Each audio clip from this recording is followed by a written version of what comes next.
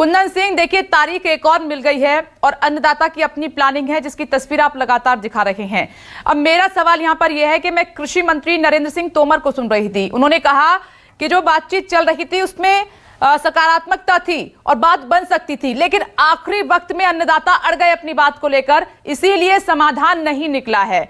अब मैं ये पूछना चाहती हूं, पूछिए इनसे कि जब कुछ हो ही नहीं रहा है तो फिर वहां विज्ञान भवन में जाने का अर्थ क्या है?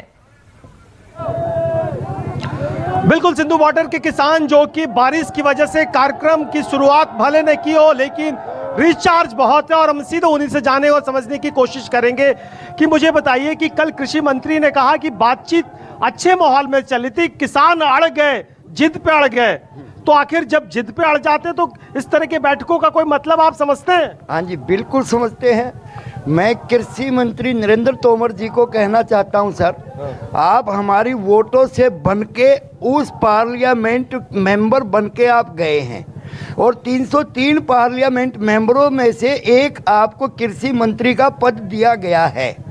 आप देश के नागरिक होने के नाते, ये मंत्री साइड में रख दीजिए, एक नागरिक होने नाते और एक किसान पुत्र होने के नाते अपने दिल पे हाथ रख के ये कहिए, जो आपसे कहलवाया जा रहा है भाई कुछ प्लेटफार्मों के द्वारा, भाई क्या ये शोभनीय है कि भाई किसान समझदार अड़े हुए हैं? क्या सरकार अड़ी हुई नहीं है? क्या सरकार की समझ में नहीं आ रहा? किसान ही नहीं, सरकार भी अड़ी है किसानों के कहना, लेकिन आगे का क्या कार्यक्रम रहेगा, किस तरीके से कार्यक्रम चलेगा? अब अगली बैठक 8 को है, लेकिन आंदोलन किस तरीके से तेजी करेंगे आप लोग? कल तो 6 तारीख को हमारा जो ट्रैक्टर मार्च है जी, कल गोल्डन वे पे जाएंगे, ट्रैक्टर मार्च है।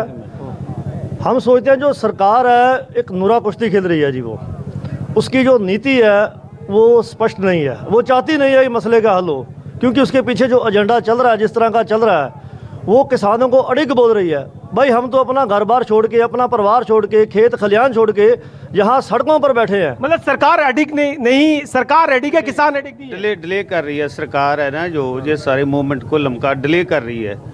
उसको लगता है कि ठंड पड़ जाएगी और बारिश वगैरह शुरू हो रही है, नेट पे आ रहा है कि किसान चलेंगे, वापस चले जाएंगे, पर किसान जाएंगे नहीं। अगर सरकार ने मांगे ना मानी तो जो ऐलान किया ना ट्रैक्टर मार्च 26-27 का, वो इतना बड़ा जनसैलाब होगा। ये तो 3-4% है लोग जो देख रहे हैं ना आप, और जो ट्रैक्टर देख रहे हैं खड़े, ये सिर्फ 5% है 100 से।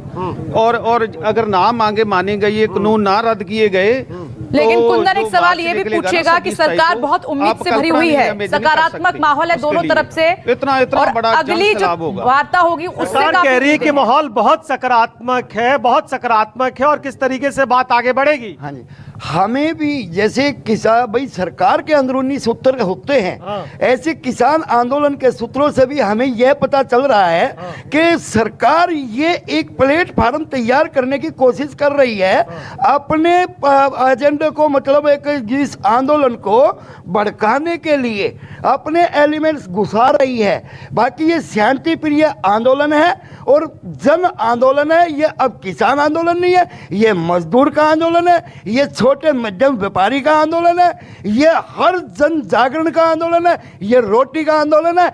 अगर देखिए, बिल्कुल बताऊं कि ये तमाम किसानों की शक्लें देख लीजिए, और आज 40 दिन का वक्त हो चुका है सिंघू बॉर्डर पे, और मौसम इतना बेरहम है कि 3 दिन से लगातार बारिश हो रही है और इनके खाने पीने का जो सामान है बिखरा पड़ा है। और सड़क पे आप कल्पना करिए कि आप अपने ड्राइंग रूम में एक रात गुजारना मुश्किल होता, सड़क पे किस तरीके से।